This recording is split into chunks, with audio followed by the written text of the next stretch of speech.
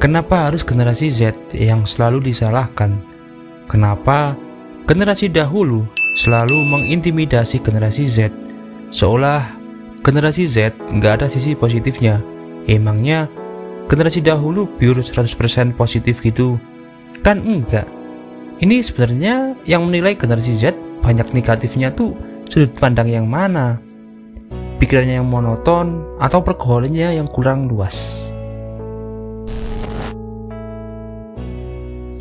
Kembali lagi di channel ini dengan segmen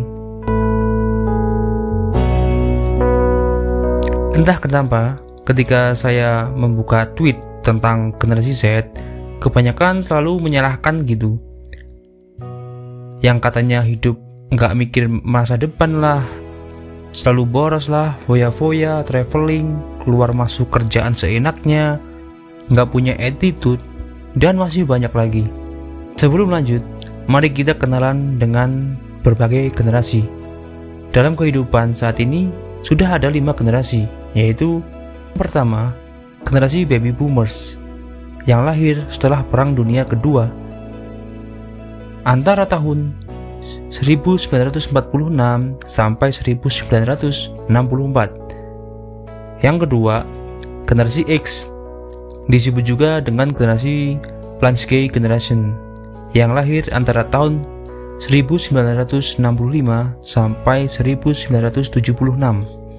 Yang ketiga, generasi Y, atau yang biasa kita kenal sebagai generasi milenial, yang lahir antara tahun 1977 sampai 1944. Yang keempat, generasi Z, biasa disebut juga Y generation atau Zillennial, atau bahkan ada yang menyebutkan generasi open-minded.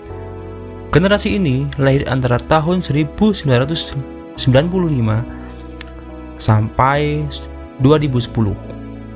Tapi ada juga yang mengklaim sampai 2011. Dan yang terakhir adalah generasi Alpha, yaitu generasi yang lahir abad ke-21 antara tahun 2011 sampai 2025. Sebenarnya kalau dipikir, nggak hanya generasi Z sih. Kalau kita throwback ke belakang, ke zaman milenial, mungkin ada juga beberapa perilaku yang kurang baik. Bedanya, di zaman dulu kan smartphone belum marak seperti zaman sekarang. Nah, jadinya nggak ke-expose tuh. Beda dengan zaman sekarang yang generasi Z udah pada mulai tumbuh dewasa, jadinya mulai menikmati perkembangan yang ada.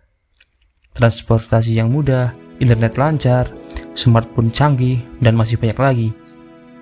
Kalau dipikir lagi, nggak semua generasi Z tuh hanya menikmati fasilitas yang ada. Di zaman sekarang sebenarnya ada kok yang ia rela mengorbankan cita-citanya demi keluarganya. Ada juga yang gajian tanggal 1, tanggal 2 udah habis untuk keperluan atau ia menjadi tulang punggung keluarganya. Kenapa hal seperti ini jarang ke-expose sehingga banyak tidak kita ketahui ke publik? Ya karena memberitahu pun kadang gak merubah keadaan. Jadi orang yang seperti ini biasanya udah menikmati dan gak mau memberitahu ke media kalau hidupnya tuh gak menyenangkan. Emang ada di zaman sekarang ada orang yang hidupnya susah terus diupload ke media dengan caption, "Hai guys, hidup aku susah loh." Kayaknya gak ada deh. Semua orang di media sosial itu pengen tampil wah, tampil glamor. Iya gak sih? Di era gempuran media sosial, pasti rata-rata orang akan selalu ingin menampilkan yang terbaik. Bagaimana dia berbusana dengan hits, glamor, hedon. Orang yang sudah mengorbankan masa mudanya demi menghidupi keluarganya gak sempat buat mengikuti tren orang yang hidupnya berkecukupan. Bukan dia gak pengen, cuman dia sadar kalau kemampuannya tuh belum cukup untuk tampil hedon di media. Saya yakin semua orang pengen hidupnya tenang dan berkecukupan, tapi gak semua orang mendapatkan hal ini. Mereka terlalu sibuk untuk bergelut dengan kehidupan yang bisa dibilang kurang beruntung. Apa sih orang ketika melihat sesuatu yang tidak sepaham dengan apa yang ada di pikirannya, bukannya lebih bisa memahami atau mentoleransi, malahan kebanyakan menjudgment kalau misalkan gini, yang terlihat biasanya tuh generasi Z itu boros untuk hal-hal yang membuat dirinya menyenangkan. Ya sebenarnya itu bukan sebuah permasalahan. Mungkin bisa jadi ia melakukan hal itu untuk menyenangkan kehidupannya, atau sudah bekerja keras dan butuh self reward atau apresiasi diri lah misalkan.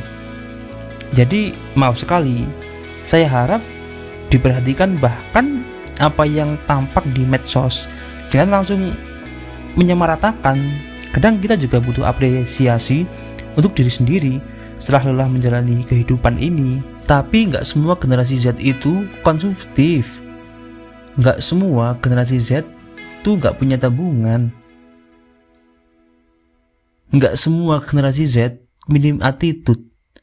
Sekarang saya tanya gini, apakah generasi dahulu tidak melakukan hal sedemikian sehingga berlaku konservatif kepada generasi Z? Ada juga kok generasi dahulu yang nggak punya tabungan, ada juga kok yang konsumtif.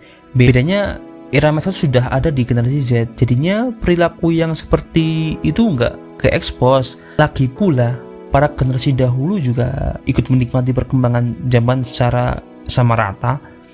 Jadi kalau ada istilah bahwa generasi Z mah enak, cuma tinggal menikmati apa yang udah dibangun generasi dahulu, kalau ada yang bilang begitu, ya tinggal jawab, bukankah sebuah inovasi yang diciptakan itu untuk mempermudah generasi yang sudah ada dan generasi berikutnya? Apakah orang yang mengatakan seperti itu dia juga ikut andil dalam kemampuannya memajukan zaman? Saya rasa tidak. Karena orang yang ikut memajukan zaman tuh dia akan juga senang melihat generasi berikutnya juga menikmati teknologi yang sudah ada. Ya wajar dong jika generasi Z saat ini kebanyakan mementingkan kebahagiaannya karena masih muda. Beda sama generasi yang dahulu, karena kebanyakan udah berkeluarga dan mengurangi perilaku yang konsumtif. Nah, kalau generasi Z kan yang paling tua masih di umur 20-an kan. Ya wajar aja sih kalau dia menabung hanya buat nonton konser atau traveling. Ya karena belum ada tanggung jawab yang lain. Mereka masih ingin menikmati masa muda yang sebentar lagi akan memasuki usia kepala 3. Tapi generasi Z yang sukses di usia muda juga nggak sedikit kok. Oke lah, sukses di usia muda mungkin karena privilege. Tapi apakah semua orang yang punya privilege juga akan sukses di usia muda? Gak semuanya itu bergantung pada privilege sih. Tapi itu juga rezeki dia. Kita gak bisa minta lahir dari keluarga mana, fisik yang kayak apa. Semua itu terjadi secara apa yang udah ditetapkan. Yang bisa kita ubah adalah pola pikir kita. Mau sampai kapan kita akan terus menyalahkan sebuah generasi? Kalau kita saling menyalahkan, yang ada nantinya generasi setelah generasi Z yang akan menjadi bulan-bulanan karena siklus yang gak ada akhirnya ini. Saat negara lain sibuk memperbaiki sumber daya manusianya, kita hanya sibuk menyalahkan antar generasi.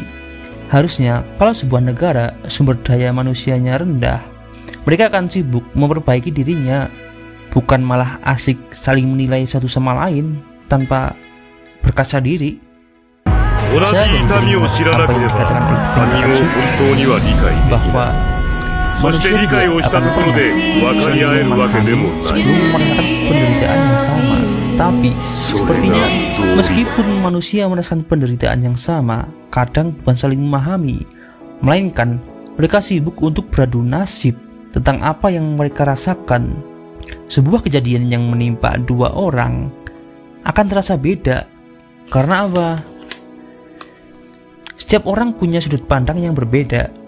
Jadi daripada kita saling menyalahkan, lebih baik saling memahami bahwa setiap orang tuh punya cara pandang dan pola pikir yang beda-beda. Selama apa yang mereka lakukan tidak merugikan suatu pihak, ya biarkan aja. Saya jadi ingat kata-kata Bang Ferry Irwandi, kurang lebih begini. Semakin kita bertambah dewasa dan ilmu pengetahuan bertambah, seharusnya yang tumbuh itu rasa kebijaksanaan. kata-kata itu sangatlah benar. Karena fakta yang ada, justru orang yang semakin dewasa dan ilmu pengetahuannya bertambah, kebanyakan malah menjudgment orang yang kurang pengetahuan. Harusnya sadar bahwa orang gak semuanya memiliki pengetahuan yang setara. Daripada sibuk menyalahkan antar generasi yang gak ada akhirnya ini, dengan kita saling benahin diri masing-masing deh, supaya kehidupan kita lebih baik ke depannya. Bahkan kadang pun orang ada yang gak mau untuk ke generasi sekarang. Kalaupun bisa pindah, mungkin banyak orang yang pindah ke generasi milenial, ya gak sih?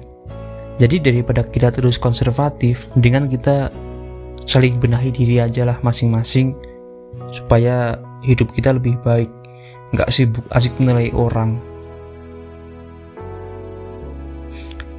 Oke, cukup sekian dari saya. Semoga ada yang bermanfaat dan saya akhiri. Sampai jumpa di konten selanjutnya. See you guys.